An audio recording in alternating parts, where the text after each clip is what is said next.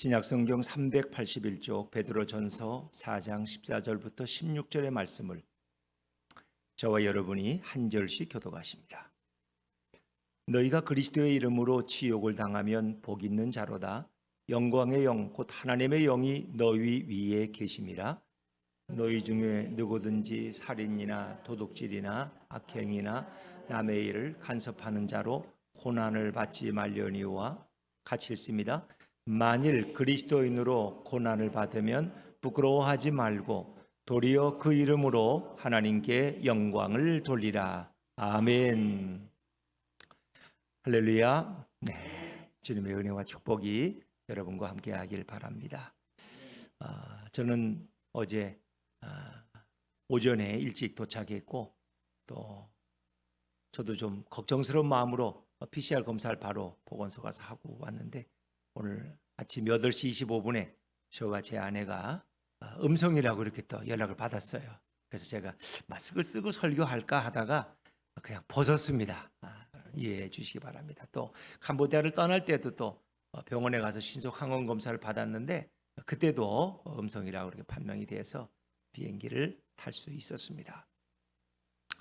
지난 한 주간 캄보디아 방문은 참 저희에게도 뜻깊고 은혜로운 시간이었습니다. 3년 동안 코로나가 계속되면서 아무도 캄보디아를 방문한 사람이 별로 없어요. 제가 갔던 캄보디아 네이버 김용기 목사님은 17년째 캄보디아를 섬기고 있어요. 그래서 270여 명의 미래로 학교 학생들이 거기서 공부하고 있고 방과후 교실로 또 그분은 2,700여 개의 우물 사업을 해서 우물을 파서 각 시골 동리에 깨끗한 물을 먹을 수 있도록 이렇게 제공한 그런 분이에요. 또 수십 개의 교회를 건축해서 그 가정에서 예배드리는 교회들이 이젠 당당하게 땅을 준비해서 예배당을 짓고 이렇게 예배드릴 수 있도록 참 많은 헌신과 봉사를 하신 목사님인데 사실 이렇게 코로나 때문에 3년 동안 아무도 방문하지 않으니까 굉장히 많이 침체되어 계셨어요. 우울해하시기도 하고 또 사실은 코로나로 인해서 헌금이 또 한 절반처럼 줄어서 또 운영하는 데도 버거우시고 그런데 3년 만에 저의 방문이 선교사님에게도 큰 힘이 되고 또 그분의 사역에도 이렇게 활력이 될 수 있었던 게 너무 감사하게 생각합니다. 제가 가서 뭘 선교를 얼마나 하겠어요. 설교 한번 하고 오는 거지. 그러나 그것이 선교사님에게도 큰 힘이 되고 또 격려가 되고 이런 면에서 너무 감사하게 생각합니다. 원래 캄보디아는 43년 전에 내전이 있던 나라예요. 1969년부터 1979년까지 10년 동안 폴포트라는 사람이 쿠메 주군을 이끌고 내전을 일으켜서 170만에서 200만을 살해했어요. 그러니까 그 당시 캄보디아 인구의 4분의 1이 다 살해당했다고 보시면 돼요. 지식인들, 교사들 다 죽었어요. 지식 있는 사람들은 나라를 망친다는 거예요. 이 공산주의 사상이 이분이 폴포트라는 분이 오염이 돼가지고 러시아와 중국의 후원을 받고는 교사들을 다 죽였어요. 그러니까 학교에 선생님이 없어 학교를 못 열어. 그래서 그때 문맹률이 90%야. 글씨를 몰라. 학교에 못 가고 선생님이 없으니 학교를 열 수 없는 그 지식인들 그리고 성직자들 소수민족들 그렇게 4분의 1이 다 살해당한. 그러니까 참 캄보디아는 불행한 역사예요. 그게 불과 40년 전이에요. 올해도 안 됐어요. 제가 20살 때 그런 일이 거기서 일어나고 있었다는 거죠. 근데 캄보디아가 그전엔 참 잘 살았던 나라였어요. 그래서 6.25 전쟁 끝나고 우리가 가장 어려울 때 우리에게 쌀을 후원해 준 나라가 캄보디아예요. 이해가 되시겠어요? 그렇게 잘 살았던 나라예요. 필리핀이나 다 잘 살았어요. 그런데 그렇게 공산주의가 들어오면서 나라가 분열되고 엄청난 학살이 이루어져서 그 고문은 이루 말할 수가 없어요. 그 현장에 가보면 지금 오죽했으면 해골탑을 세워놨어요. 그 죽은 사람들의 숫자를 셀 수가 없는데 그걸 가서 탑을 만들어 놨어. 왜? 어떤 데는 1만 명이 매장돼 있고 2만 명이 매장돼 있고 그래서 프놈펜 시내의 그 고문의 현장에 그것도 지금도 그대로 그냥 보존되어 있는 그런 땅인데 그래서 지금은 자유로운 나라가 됐고 복음을 그래도 마음대로 전할 수 있는 나라가 된 것이 얼마나 감사한지 몰라요. 캄보디아 영신교회는 한 8년 전에 제가 전에 섬기던 교회에서 가서 교회를 거기 건축해서 이렇게 예배를 드렸는데 8년 만에 가보니까 참 너무 감격스럽고 또 이렇게 참 그 죽음의 땅에 생명의 씨앗이 자라고 있다는 게 너무 감사해. 그 많은 어린이들이 예배당을 채우고 예배하고 찬양하고 즐거워하는 모습 이루 말할 수가 없고, 또 미래로 학교에서도 그 오전에 이제 130명 또 오후에 130명 두 번 예배를 드렸는데, 왜 오전 오후 방과 후가 나눠져 있기 때문에 그 아이들이 얼마나 밝은 모습으로 예배를 드리고 하나님을 찬양하는지 이루 말할 수 없어요.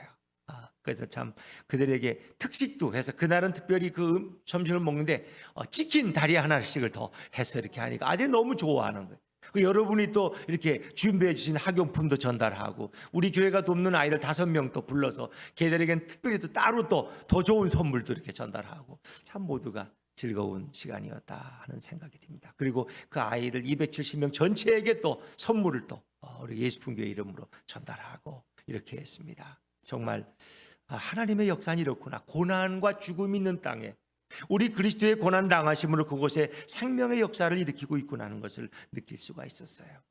고난의 황무지에 생명씨가 자라는 모습을 보고 정말 너무 감사하고 또 감격스러웠고, 이제 태동한 지 3년이 조금밖에 안 된 예수품 교회가 그곳에 3년 만에 처음 가서, 다른 어떤 교회가 방문하기 전에 먼저 가서 그 선교지에 가서 예배를 드리고 또 그들의 열정을 확인하고 선교사님을 위로할 수 있었다는 게 너무 감사하게 생각이 듭니다.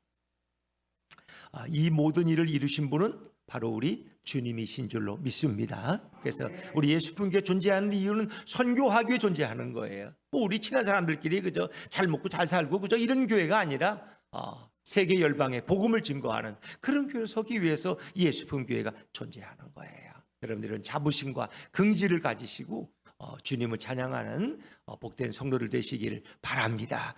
우리 옆에 분들한테 한번 이렇게 인사하시죠. 예수품 교회는 선교하는 교회입니다. 시작.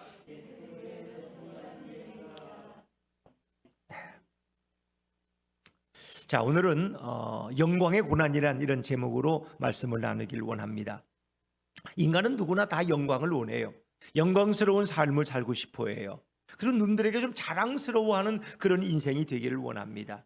그러나 영광스러운 삶을 살았다고 해서 모두에게 인정을 받고 존경을 받는 건 아닙니다. 특별한 어려움과 고난을 겪은 자만이 진정한 영광의 자격이 있다는 것입니다. 재벌집 자녀들이 특별하고 유능한 강사에게, 쪽지기 강사에게 수억 원에 달하는 고액의 개인 과외를 받으면서 수능 시험에 만점을 받았다면 세상은 그런 재벌집 자녀를 별로 알아주거나 인정해주지 않습니다.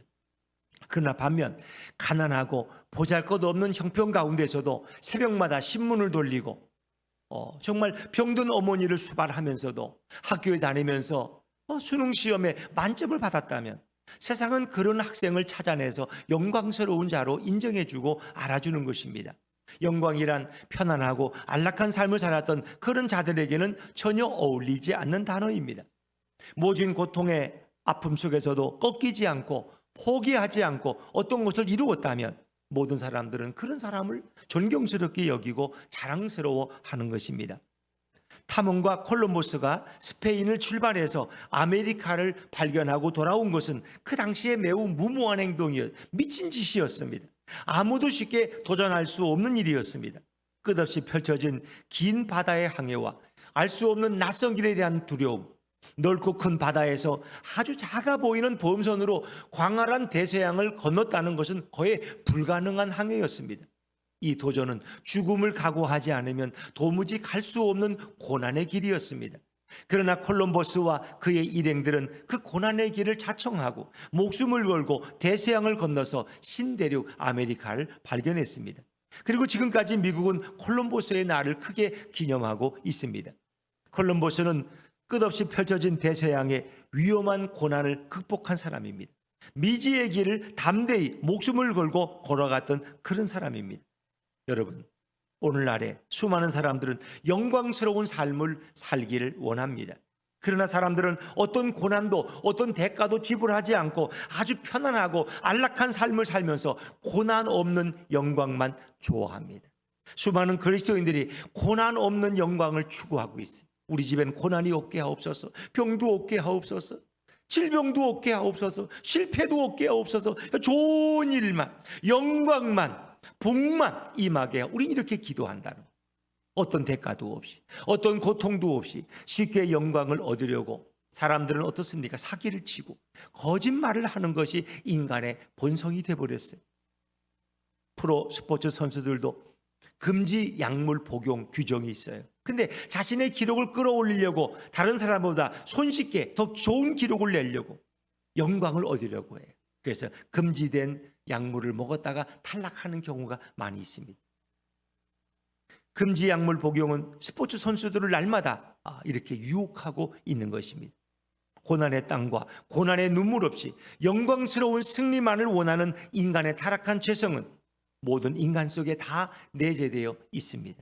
인간은 고난의 대가를 주고 영광을 얻기보다는 고난 없이 영광만 얻기 원하는 타락한 마음으로 인생을 살아가고 있습니다. 사랑하는 여러분, 오늘 성경 본문의 배경을 보면 초대 교인들은 대부분 각자가 믿는 종교가 이미 있었습니다. 그렇지만 이들은 기존에 믿던 기존의 자신의 종교를 다 버리고 예수를 믿는 기독교를 택한 이런 선택자들입니다. 이들은 예수 그리스도께서 만왕의 왕이시고 창조주이심을 믿고 예수님이 인간의 모든 죄와 허물을 다 용서해 주신 분이고 유일한 구원자라고 믿어서 예수의 종교를 받아들인 자들이 바로 초대교회 교인들입니다. 이들은 예수님을 믿으면 14절의 말씀처럼 복 있는 자로다라는 말처럼 복 있는 자가 되고 싶었습니다. 자, 우리 14절을 다시 한번 읽어볼까요? 14절입니다. 같이 읽죠. 시작. 너희가 그리스도의 이름으로 치욕을 당하면 복 있는 자로다. 영광의 영 곧 하나님의 영이 너희 위에 계심이라. 아멘. 또 14절에 보니까 영광의 영 곧 하나님의 영이 너희 위에 계심이라는 말씀처럼 하나님의 영광이 가득한 삶을 그들은 살고 싶었습니다. 인간은 본능적으로 영광을 갈구하는 삶을 살기 때문에 초대 교인들도 영광의 삶을 살고 싶어서 기존의 유대교와 그리스의 제우스 신을 섬기는 종교를 버리고 예수 그리스도를 새롭게 받아들였습니다. 그런데 베드로가 말하는 이 하나님의 영광이란 자랑스러운 영광만을 말하고 있지 않습니다. 예수를 믿으면 머리가 지혜롭게 된다든지 예수님으로 충만하면 갑자기 부자가 된다든지 회사에서 승진이 잘 되어서 출세 가도를 달린다는 것이 아니라고 베드로가 말하고 있습니다. 베드로가 말하는 영광이란 14절에 너희가 그리스도의 이름으로 치욕을 당하면 복 있는 자로다 라고 주장합니다. 베드로는 그리스도의 이름으로 치욕을 당하라고 말합니다. 치욕이란 수치스러운 일, 창피한 일, 부끄러운 일들을 치욕이라고 말합니다. 모든 자들에게 손가락질 받는 것이 바로 치욕입니다. 이런 치욕을 받으면 하나님의 영광이 너희 위에 계신다고 주장합니다. 베드로는 말하기를 아니 예수님을 믿으면 영광을 받는데 그것은 모든 자들에게 자랑스러운 영광이 아니라 모든 자들에게 욕을 먹고 비방을 당하고 치욕을 당하는 영광이라고 말씀하고 있습니다. 치욕은 모든 사람들이 받고 싶어 하지 않습니다. 이런 치욕을 받지 않으려고 예수를 믿는 것인데 16절에 오히려 고난을 받으면 부끄러워하지 말고 도리어 그 고난을 주신 하나님께 영광을 돌리라고 말합니다. 16절 말씀을 자막에서 읽어봅니다. 시작. 만일 그리스도인으로 고난을 받으면 부끄러워하지 말고 도리어 그 이름으로 하나님께 영광을 돌리라. 아멘. 여러분, 고난이 과연 영광이 될 수 있을까요? 고난이 과연 자랑이 될 수 있습니까? 초대 교인들은 고난을 받지 않으려고 예수 그리스도께 달려왔는데 베드로는 예수 그리스도를 위해서 오히려 고난을 받으라고 말씀합니다. 고난은 자랑스러운 것이라고 말하고 고난을 통하여 하나님께 영광을 돌린다고 주장하고 있습니다. 베드로는 예수님을 위해서 고난을 받으면 하나님의 영광이 너희 위에 계신다고 이렇게 이상한 주장을 하고 있습니다. 정말 예수를 위해 고난을 받으면 하나님의 영광이 우리 위에 임재하실 수 있을까요? 여러분, 하나님께서 처음 인간을 창조하셨을 때 인간의 외형은 동물들과 전혀 다를 바가 없는 진흙으로 만들어진 존재가 인간이었습니다. 그러나 인간이 동물과 다른 점이 있다면 하나님의 형상, 곧 하나님의 속성을 닮은 유일한 존재로 창조된 것이 바로 인간입니다. 인간은 외형적인 육적인 모습은 동물들과 같은 진흙이지만 인간의 내면에 있는 영혼은 하나님과 너무나 닮은 영적인 존재로 유일하게 창조된 자가 바로 인간입니다. 하나님은 이런 인간을 모든 피조물들을 책임지고 관리하는 그런 중요한 위치에 세우셨습니다. 인간은 모든 피조물들을 관리할 때 막중한 책임을 지었습니다. 여러분, 동물들을 관리하는 일은 결코 쉬운 일만은 아니었을 거예요. 그 일은 매우 힘들고 어려운 일이었지만 인간은 이 막중하고 어려운 일들을 잘 감당할 수 있도록 하나님이 우리 인간을 창조해 주셨습니다. 모든 동물들은 인간의 명령에 따라 움직이고 순종했습니다. 아담은 모든 피조물 가운데 가장 영광스러운 존재로 창조되었습니다. 모든 피조물은 아담을 부러워했습니다. 아담의 위치와 아담의 역할을 매우 자랑스러워했습니다. 아담에게 하루는 많은 일들을 감당해야 했지만 신나고 재미있는 하루하루의 연속이었습니다. 아담에게 하루하루는 고단하지만 아주 마음 뿌듯한 그런 하루였습니다. 아담에게 바쁜 하루는 자랑스러운 하루였습니다. 아담에게 일어나는 수많은 사건들은 아담을 괴롭히는 것이 아니라 그것을 처리하는 아담의 능력이 얼마나 대담한가를 보여주는 영광의 사건이었습니다. 저희들도 가서 쉬는 시간도 갖고 또 선교사님과 많은 대화를 나누는 그런 시간도 보냈지만은 저희들이 더 환경이 좋고 더 좀 문명이 발전한 또 아름다운 곳에 우리가 여행을 할 수도 있었을 것입니다. 그러나 캄보디아라는 어찌 보면은 아직은 좀 가장 가난하게 살아가는 그런 곳에 방문하고 돌아온 것이 저에게는 굉장히 보람스럽고 뿌듯한 그런 마음이 찾아오는 것은 왜일까요? 여러분, 그렇습니다. 아담도 그 모든 일들은 힘들고 어려웠지만 그들에겐 굉장히 기쁘고 감격스러운 일의 연속이었습니다. 이러한 아담은 하나님의 영광을 위해 살아야 하는데 아담은 어느 날부터 자신의 영광을 위해서 살고 싶어졌습니다. 그래서 인간은 타락하기 시작했습니다. 인간은 하나님의 영광을 위해서 지음을 받았지만 피조물인 인간은 자신의 영광을 위해서 살아가는 자로 타락하게 되었습니다. 그 타락한 인간에게 하루하루는 고통스럽고 고단한 하루였습니다. 타락한 인간에게 죄성이 들어와서 모든 생각이 악해졌고 모든 계획들은 다 타락해버렸습니다. 이렇게 악한 인간들은 누구를 죽이는 살인죄를 저지르고 누구의 것을 훔치는 도둑질을 저지르고 누구에게 악한 말을 하여 상처를 주고 남의 일에 간섭하는 그런 나쁜 타락한 인간이 되어버리고 말았습니다. 인간의 고난은 타락 전의 아담처럼 하나님의 명령을 준행하기 위한 영광스러운 고난이 아니라 타락 후의 인간은 자신의 죄 때문에 당하는 부끄러운 고난이 되었습니다.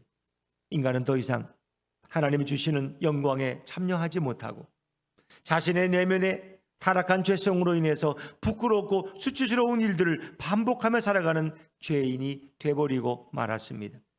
타락한 인간의 고난은 바로 죄성으로 시작해서 모진 고난의 인생을 살아야 하는 비참한 존재로 전락하게 된 것입니다. 사랑하는 여러분, 초대교인들은 신앙으로 살아갈 때 단지 예수 그리스도를 믿고 따른다는 이유만으로 많은 박해를 받고 많은 고난을 당했습니다. 베드로는 초대교인들에게 살인이나 도둑질이나 악행이나 남의 일을 간섭하는 나쁜 짓으로 인하여 고난을 받지 말라고 말합니다. 그러나 그리스도를 위해서 고난을 받게 된다면 그것은 악행이 아니라 선행으로 인해 고난을 당하는 것이기 때문에 오히려 자랑스러워하라고 격려하고 있습니다. 여러분, 올림픽 참가를 위해 준비하는 운동선수가 땀을 흘리지 않고 훈련을 게을리하며 올림픽을 준비하는 것은 자랑이 아니라 매우 부끄러운 일입니다. 그러나 많은 땀을 흘리며 열심히 훈련하는 선수는 최선을 다하는 선수이고 자랑스러운 선수입니다. 그리스도란 어떤 존재인가? 우리 예수님은 바로 이 세상을 구하려고 이 땅에 오신 유일한 구세주이십니다. 예수 그리스도는 만왕의 왕이신 것을 믿으시기를 바랍니다. 그분을 믿기 위해서 고난을 받는 것은 인간이 할 수 있는 일로서 이 세상에서 가장 훌륭한 일이고 가장 보람 있는 일입니다.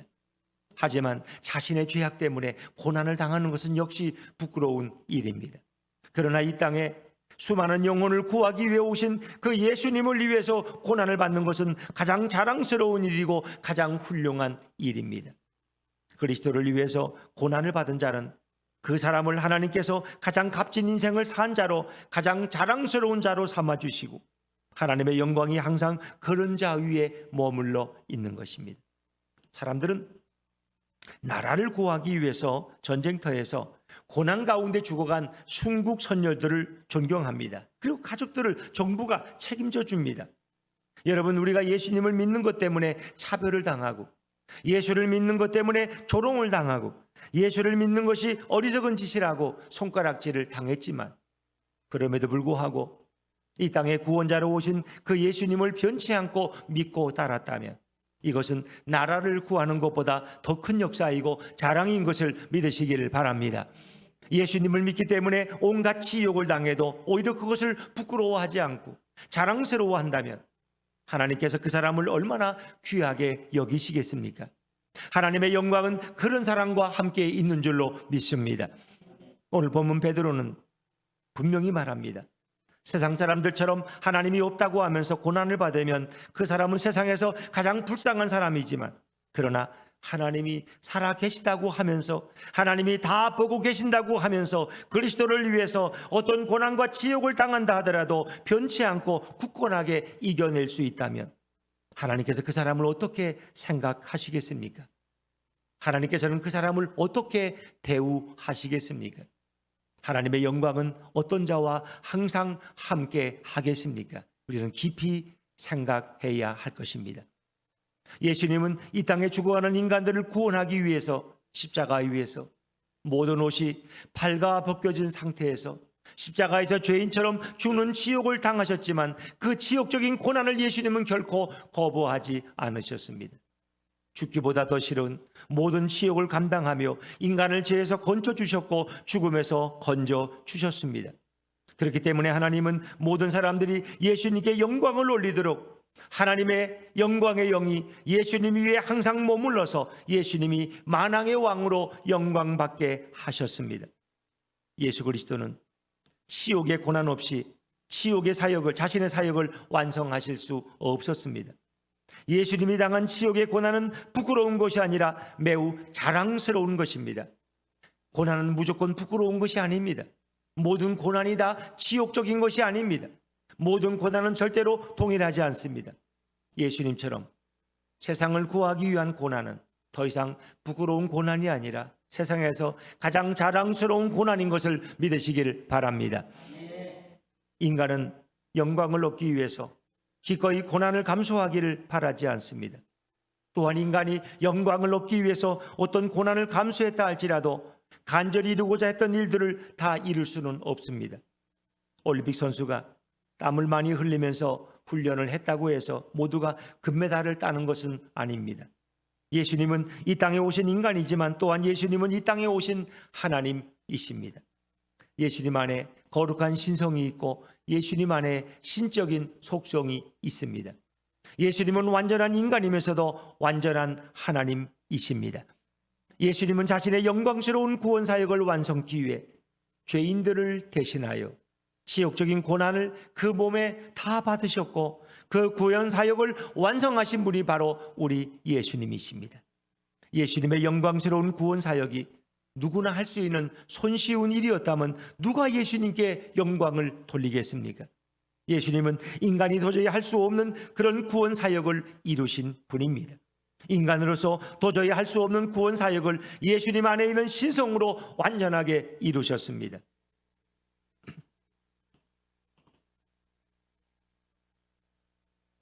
예수님은 자신의 신성으로 자신의 영광을 계획하실 때 수많은 고난과 수많은 지옥을 통과하도록 스스로 계획하셨고 이 계획을 다 이루신 분입니다. 예수님은 곧 하나님이시기 때문에 자신의 구원의 계획의 길을 미리 다 예정하셨습니다.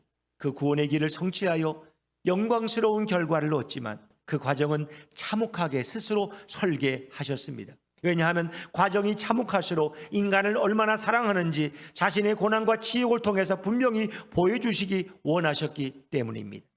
부모가 자식 때문에 많은 고난을 당하면 당할수록 그 자식을 그만큼 사랑한다는 표정이 되지 않겠습니까? 자식을 사랑하면서 자식을 위한 어떤 고난도 부모가 마다한다면 결코 자식을 사랑한다고 할 수가 없습니다. 우리 예수님이 그렇습니다. 그 많은 십자가의 고난과 모욕을 당하셨기 때문에 그분이 우리를 얼마나 사랑하시는지 그분은 십자가에서 친히 보여주고 계십니다. 예수님의 고난이 클수록 예수님이 인간들을 불쌍히 여기시고 죄악의 고통에서 풀어주신 은혜가 너무나 크기 때문입니다. 그래서 예수님은 힘이 없어서, 능력이 없어서 지옥과 고난을 당한 것이 아닙니다. 예수님은 인간을 사랑하는 그 높이와 크기를 보여주기 위해서 인간을 구원할 때 자신의 신성으로 자발적으로 수많은 고난을 자초하신 분이 우리 예수님이십니다. 우리 예수님은 이 땅에 오셔서 죄인들을 구원하기 위해서 죄인들 속으로 걸어가셨습니다. 가난한 자들을 구원하기 위해서 가난한 자들 속으로 가셨습니다. 그러나 백성의 장로들, 곧 종교 지도자들이었던 제사장과 바리새인과 율법사들은 예수가 이 땅에서 수많은 고생을 겪고 이 땅에서 수많은 어려움을 당하는 것은 그가 하나님의 뜻대로 살지 않고 하나님의 뜻을 거역했기 때문이라고 확고하게 그렇게 생각했습니다. 하나님께서 예수의 사역과 행동과 말들을 싫어하기 때문에 예수는 당연히 고난을 받는다고 말하며 백성들 앞에서 예수님을 자주 비방했습니다. 예수님이 편하게 잠을 잘 수 있는 그런 집도 없고 예수님이 때때로 굶고 허기진 것은 예수가 죄가 많기 때문이고 하나님이 회개하라고 주신 고난이라고 말하며 예수를 욕하고 예수를 비방했습니다. 그들이 바로 바리새인과 서기관들과 장로들이었습니다. 예수님은 죄인들을 구원하기 위해서, 저와 여러분을 구원하기 위해서 고난을 자청해서 받으셨지만 유대 종교 지도자들과 백성들은 예수가 고난을 당하는 것은 하나님께 죄를 지어서 징벌을 당하기 때문이라고 예수님을 비방하고 욕했습니다. 예수님은 고난당하는 죄인들에게 더 가까이 다가가기 위해서 죄인들과 함께 고난을 당하시면서 그들을 위로했지만 예수님이 겪은 모든 고난은 예수님에게 욕과 비방이 되어서 화살처럼 되돌아왔고 예수님의 마음을 때로 아프게 했습니다. 예수님은 하나님께 저주를 받아서 집도 없으셨고 굶주리며 장가도 가지 못했다고 욕을 받으며 비방당하신 분이 우리 주님이십니다. 사랑하는 여러분, 예수님은 이 땅에 계실 때 자신의 영광스러운 사역을 다 마치기 전에 예수님은 표현하기 어려울 만한 심한 고난을 당하셨습니다. 마태복음 27장 35절부터 39절 말씀을 우리 자막에서 같이 읽어보시겠습니다. 35절 39절입니다. 시작. 그들이 예수를 십자가에 못 박은 후에 그 옷을 제비 뽑아 나누고 거기 앉아 지키더라. 그 머리 위에 있는 유대인의 왕 예수라 쓴 죄패를 붙였더라. 십자가에 못 박히니 하나는 우편에 하나는 좌편에 있더라. 지나가는 자들은 자기 머리를 흔들며 예수를 모욕하여 아멘. 그렇습니다. 예수님은 모든 죄인들의 더럽고 추악한 죄를 짊어지고 십자가에서 죽으실 때 모든 인간들은 예수님의 공로에 감사하지도 않았고 예수님의 은혜를 찬양하지도 않았습니다. 오히려 예수님은 강도와 같은 범죄자 취급을 당하셨습니다. 그래서 예수님은 죄가 없음에도 두 강도와 함께 십자가에 못 박혀 죽으셨습니다. 예수님은 죄가 없는 의인이지만 그 당시 사람들은 예수님을 죄 있는 자로 여겨서 강도와 같이 더럽고 추악한 죄들과 함께 십자가에 처형했습니다. 예수님을 강도들과 함께 십자가에서 죽인 것은 예수도 강도와 똑같이 더러운 자이고 나쁜 자라는 것을 보여주기 위함입니다. 예수님을 십자가에 못 박을 때 모든 옷을 다 벌거벗겼고 예수님의 머리 위에는 죄패가 붙어 있었고 유월절에 참여하기 위해서 예루살렘에 찾아온 수많은 무리들은 예루살렘 문으로 들어가는 길에서 십자가에 매달린 예수님을 보고 자기 머리를 흔들며 예수님을 모욕했습니다. 예수님은 죄가 전혀 없는 분이지만 마치 죄인의 대우를 받으며 큰 지옥 속으로 죽어 가셨습니다. 제자들은 자신들이 목숨을 걸고 따라다녔던 자신들의 스승이 너무나 비참하게 죽어갈 때 크게 실망하고 낙심했습니다. 항상 자신들이 우러러보던 스승이었던 예수님께서 지옥적인 부끄러운 죽음을 당할 때에 제자들은 너무나 부끄러워서 도망다니고 피하고 숨는데 급급했습니다. 제자 중에 낙심하고 실망해서 엠마오로 내려가던 자들이 있었습니다. 그때 부활의 주님께서 그들을 찾아가셔서 말씀하십니다. 먼저 고난을 당하고 난 뒤에 영광에 들어가야 한다는 구약의 말씀을 자세히 가르쳐 주셨습니다.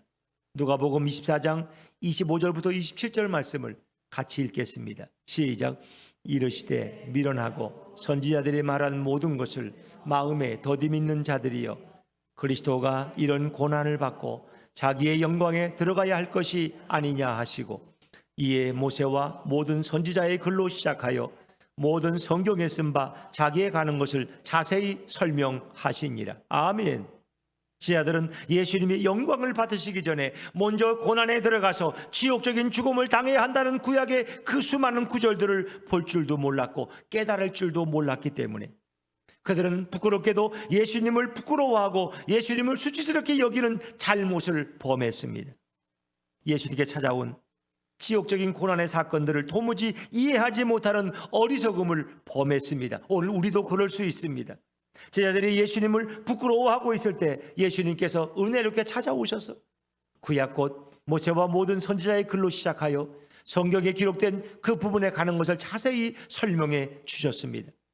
예수님은 영광에 들어가기 전에 먼저 고난에 들어가야 하는 것이 구약 성경의 수많은 구절들이 다 말하고 있다는 것을 제자들에게 깨닫게 해 주셨습니다. 여러분, 영광이란 땀과 눈물이 있어야 합니다.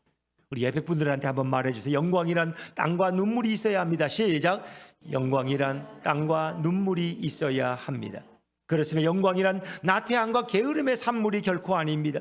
영광이란 자기 자신을 찢고 영광이란 자기 자신을 죽이는 데서 얻을 수 있는 것입니다. 영광이란 고난의 길입니다. 이 세상 사람들은 영광을 얻기 위하여 험난한 고난의 길을 마다하지 않고 묵묵히 걸어갑니다. 수험생들은 영광을 위해서 하루에 4시간씩만 자면서 이를 악물고 학업과 씨름합니다. 시합에 나가는 선수들은 영광의 승리를 위해서 죽는 것보다 더 고통스러운 눈물과 땀의 훈련을 반복합니다. 사업하는 자들은 영광의 기업을 일으키기 위해서 소중한 가정도 제대로 돌보지 못하면서 사업에 몰두합니다. 대한독립 군인들은 목숨을 버리면서 대한독립의 영광을 위해서 자신의 삶을 버렸습니다. 이들을 향해 돌을 던질 자가 어디 있습니까? 아무도 돌을 결코 던질 수 없습니다.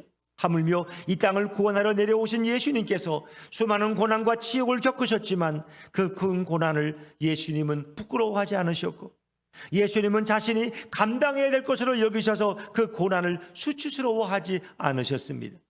오히려 죽어가는 자들을 위해서 대신 십자가에 매달리는 것을 당연하게 생각했고 매우 영광스럽게 여기셨습니다. 예수님은 자신의 고난을 통해서 죽은 영혼들이 살아나는 것을 매우 자랑스러워 하셨습니다. 영광이란 고난이 따라옵니다. 그래서 우리는 고난의 영광이라는 말에 이미 익숙합니다. 영광이란 고통의 대가 없이 도무지 이루어질 수 없습니다. 예수님까지도 영광스러운 구원 사역을 위해서 자신이 십자가 위에서 발가벗겨지고 죽음에 이르는 그 고통을 기꺼이 받아들이셨습니다. 영광이란 반드시 고난을 수반해야 합니다. 인간은 하나님께 창조되고 하나님에 의해서 이 세상에 지음받은 피조물이지만 인간은 하나님의 영광을 위해서 평생을 사는 것보다 자신의 영광을 위해서 살고 싶었기 때문에 결국 인간은 선악과를 따먹었고 그 죄로 인해 고난의 인생을 살아야만 했습니다. 타락 전에 인간은 하나님이 주신 영광의 위치에서 마음껏 누리고 행복하게 살다가 타락한 후에는 비참한 위치로 끝없이 떨어지고 난 다음에 아무리 후회하고 아무리 돌이켜도 스스로 다시 예전의 영광으로 돌아갈 수 없는 처지에 있습니다. 타락한 인간들이 가시밭 인생을 살고 있을 때 하나님께서는 인간들을 불쌍히 여겨주셔서 예수님을 이 땅에 보내주신 줄로 믿습니다. 하나님께서 어떤 타락한 인간들도 다시 예수님 안에 있는 그 영광을 목도하고 예수님 안에 있는 진리의 영광을 따라가면 하나님께서 타락한 인간들이라고 할지라도 다시 타락 전보다 더 나은 인간이 되도록 길을 활짝 열어 주셨습니다. 하나님 아버지께서 타락한 인간들의 모든 죄와 허물을 다 예수님께 돌려서 모든 죄를 그분의 어깨에 짊어지게 하시고 우리를 대신해서 죽게 하심으로 인하여 모든 타락한 인간들에게 다시 영광의 삶을 살도록 역사해 주셨습니다. 하나님 아버지께서 타락한 인간들을 위해서 준비한 희생양이 바로 예수 그리스도십니다. 요한복음 1장 29절에 세상 죄를 지고 가는 하나님의 어린 양을 보라. 그분이 바로 희생의 어린 양입니다.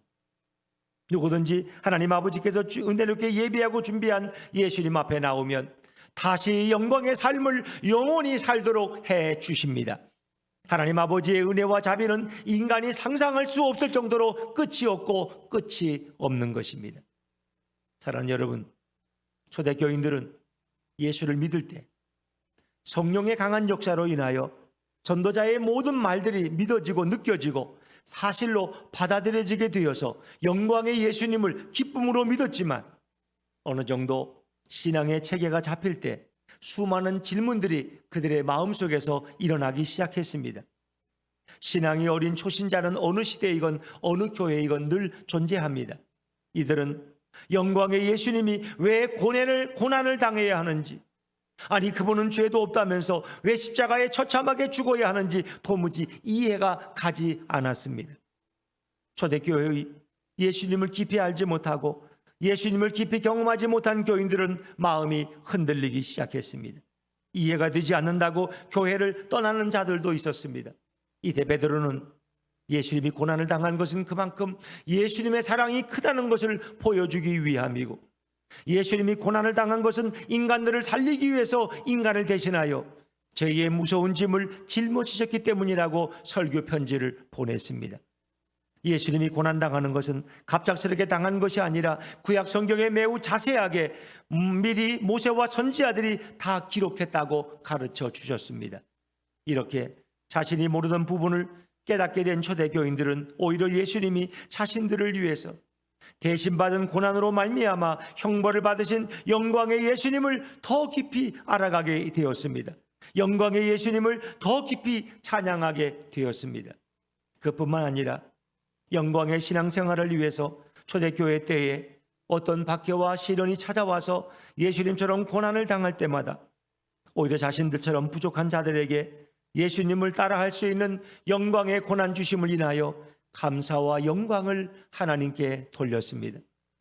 그래서 초대교인들 중에서 영광의 예수님을 진정으로 믿고 따르는 자들은 예수님처럼 고난도 함께 받아야 진정한 예수님의 제자가 될 수 있다고 하는 매우 높고 큰 신앙의 자세를 가지게 되었습니다.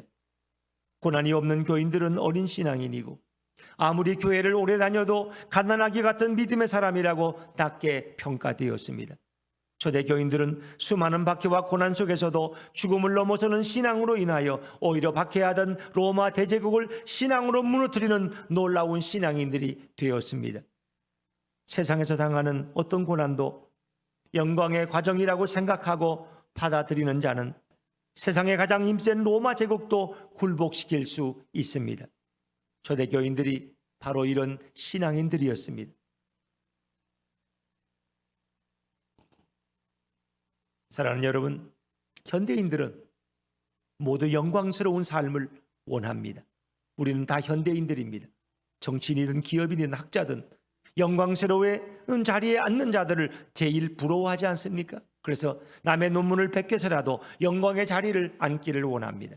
사기를 치르더라도 큰 기업을 갖기 원하고, 겉모술수로 상대방을 속이고 눈물의 고통을 주더라도 영광의 자리에 앉을 수만 있다면 모든 범죄를 다 동원할 수 있다고 생각합니다.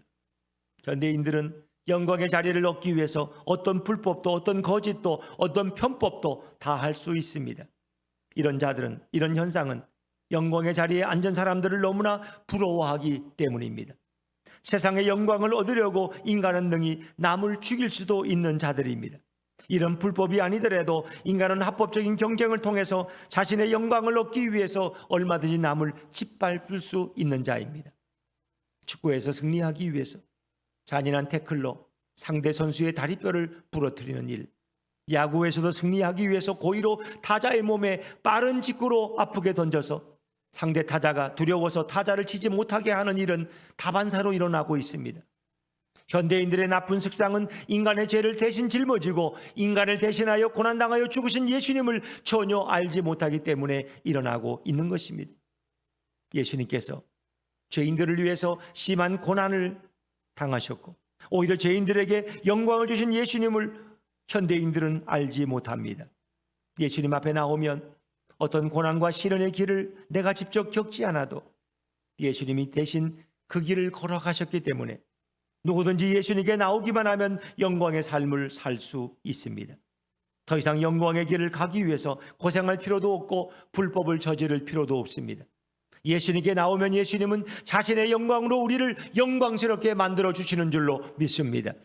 그러나 우리가 예수님께 나오기를 거부하면 영원히 지옥에서 고난을 받아야 하는 것입니다.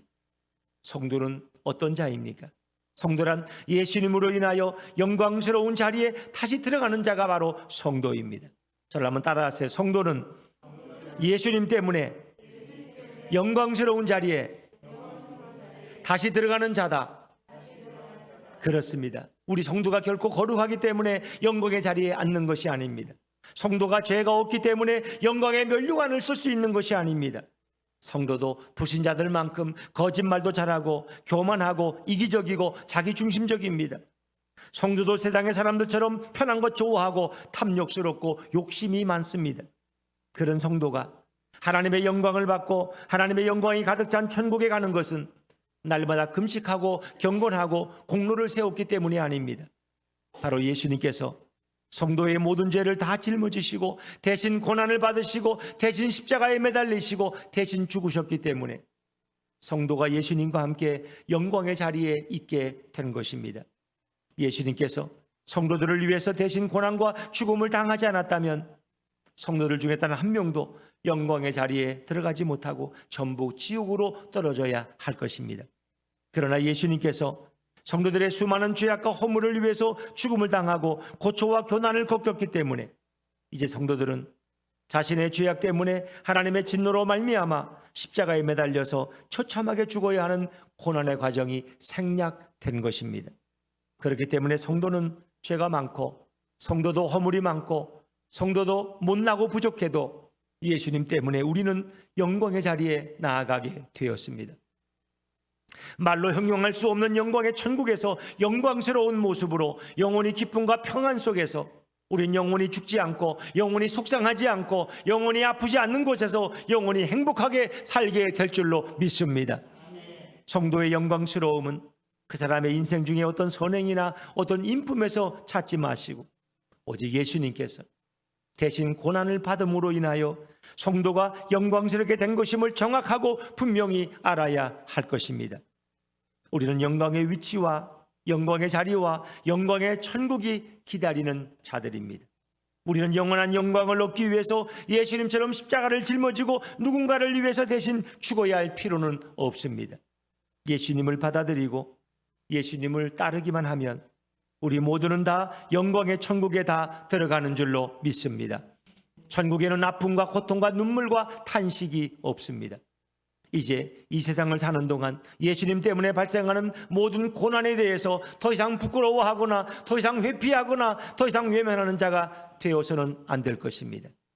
예수님은 영광의 자리에 들어가기 위해서 그 어떤 고난도 회피하거나 거부하신 적이 없습니다.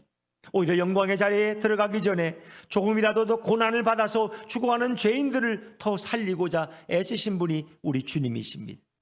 우린 예수님을 본받아서 영광의 천국에 들어가기 전에 이 땅에 있는 자들을 위해서 고난의 길을 가야 합니다. 고난의 길을 예수님처럼 우리는 자랑스러워해야 합니다. 이제 우리는 예수님을 본받아야 합니다. 예수님 자신은 죄가 없기 때문에 어떤 고난을 받지 않아도 충분히 영광스러운 분이지만 예수님은 죄인들을 위해서 기꺼이 고난을 대신 받아서 죄인들에게도 영광스러운 삶을 부어주셨습니다. 이제 우리가 고난을 거부하면 누군가가 고난을 더 받아야 합니다. 그러나 우리가 고난을 받으면 누군가 고난을 더 받지 않아도 될 것입니다. 이제 우리는 예수님처럼 남의 고난을 대신 짊어져야 합니다. 예수님은 바로 이런 자를 부끄러워하지 않으시고 천국에서 자랑스러워 하시겠다고 분명히 말씀하셨습니다. 예수님을 따라하는 자가, 예수님처럼 사는 자가 천국에서 가장 영광스럽고 천국에서 가장 존귀한 자인 줄로 믿습니다. 교회에서 자신만 편안하게 신앙생활을 하는 어린 신앙인들을 더 이상 책망해서는 안 됩니다. 그분들은 아직 예수님을 잘 모르기 때문입니다. 이것은 책망한다고 고쳐질 문제가 아닙니다. 예수님으로 더 충만하도록 기도해주고 기다려 주어야 합니다. 교회에서 교인들을 위해서 고난에 참여하는 자들은 예수님을 본 자들이고 예수님을 만난 자들이고 예수님을 알기 원하는 자들입니다. 이런 사람들은 예수님께서 영광의 자리에 더 높이 올려주시며 이런 자들의 인생에 고난이 찾아올 때 예수님께서 그 고난을 이기도록 빠른 길로 인도해 주십니다. 오히려 고난을 통해서 더 영광스러운 자리에 올라가도록 예수님께서 역사하실 줄로 믿습니다. 우리 모두는 영광의 자리에 나아가기 전에 예수님처럼 고난을 자랑스러워하는 그런 자들로 모두가 변화되어야 할 것입니다. 예수님을 모르는 자가 고난을 당할 때와 예수님을 아는 자가 고난을 당할 때 반응은 두 가지로 나타납니다. 마지막 결론의 말씀입니다. 예수님을 모르는 자가 고난을 당하면 다 남의 탓을 합니다. 그리고 고난을 원망하며 야속해합니다. 그러나 예수님을 아는 자가 고난을 당하면 다 자신의 부족함을 탓하고 그리고 고난을 통해서 영광이 찾아올 것에 대한 희망을 더 크게 갖습니다. 인생을 똑같이 살아도 우리 주변에 예수님을 찬양하며 힘든 하루하루를 멋지게 살아가는 자가 있습니다. 그러나 인생을 똑같이 살아도 우리 주변에 모두를 원망하며 힘든 하루하루를 불평하며 살아가는 사람들도 있습니다. 성경에 보면 예수님을 믿는 자들이 어떤 고난이 몰려와도 그 고난 때문에 부끄러워하거나 기가 죽지 않고 오히려 더 담대하고 예수님께 감사의 기도를 하고 예수님을 더욱 의지했습니다. 성경에 보면 예수님은 그런 자를 세상 끝까지 쫓아다니면서 그 고난의 문제를 해결해 주시고 그 고난을 영광스러운 축복으로 바꾸어 주신 줄로 믿습니다. 그러나 성경을 안 읽고 성경 읽기를 게으르게 하면 영광은 원하지만 고난을 싫어해서 남들에게 해악을 끼치고 가족들 사이에서 끊임없이 불화를 일으키는 자가 될 수 있습니다. 그러나 성경을 자주 읽고 성경 읽기를 부지런히 하면 영광을 위해서 기꺼이 고난까지도 자랑하며 예수님을 위해서 고난의 불 속에 들어가는 것을 주저하지 않게 되며 고난당하는 것을 오히려 영광스럽게 생각합니다. 자신처럼 부족한 자를 예수님의 고난에 동참시켜 주셔서 감사하다고 예수님께 감사 언금까지 하여 이 세상이 감당할 수 없는 자가 됩니다. 성경을 잘 모르는 자들은 축복을 받으면 감사 언금을 하지만 성경에 나타난 예수님을 만난 자들은 고난을 당하면 더 감사한 고백을 더 많이 하는 자들이고 감사의 간증이 고난 속에서도 끊이지 않는 자들입니다. 예수님이 이런 자들을 천국에서 우뚝 세우시고 영원한 영광으로 채워주십니다. 성경은 취미로 읽는 책이 아닙니다. 내가 살고 내 영혼이 잘 되고 내 가족이 복받기 위해서 식사 끼니보다 더 중요한 것이 바로 성경입니다. 성경을 통해서 예수님을 만나고 있다면 이미 예수님의 축복이 여러분에게 임한 것인 줄로 믿습니다. 그러나 성경을 멀리해서 아직 성경에 나타난 예수님을 진정 모르고 있다면 아직 예수님의 축복을 아주 작게 받고 있는 중입니다. 우리는 성경에 나타난 고난 뒤에 찾아오는 영광의 부요함과 영광의 영원함을 늘 사모하는 예수품 교회 성도들로 가득 차시기를 주의 이름으로 축원합니다. 축원합니다. 우리 일어나셔서 445장을 찬양하시겠습니다.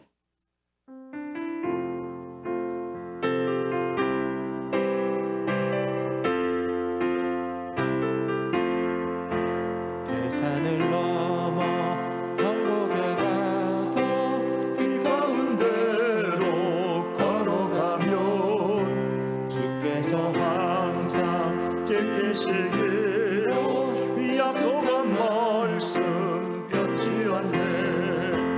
하늘의 영광 하늘의 영광 나의 맘속에 차고도 넘쳐 할렐루야를 힘차게 불러 영원히 주를 찬양하리. 깜깜한 밤에 다닐지라도 주께서 나의 길 되시고 나에게 밝은 빛이 되시니 길 잃어버릴 염려 없네. 하늘의 영광 하늘의 영광 나의 맘속에 차고도 넘쳐 할렐루야를 힘차게 불러 영원히 주를 찬양하리. 때마다 찬란한 천국 바라보고 할렐루야를 힘차게 불러 날마다 빛에 걸어가리. 하늘의 영광 하늘의 영광 나의 맘속에 차고도 넘쳐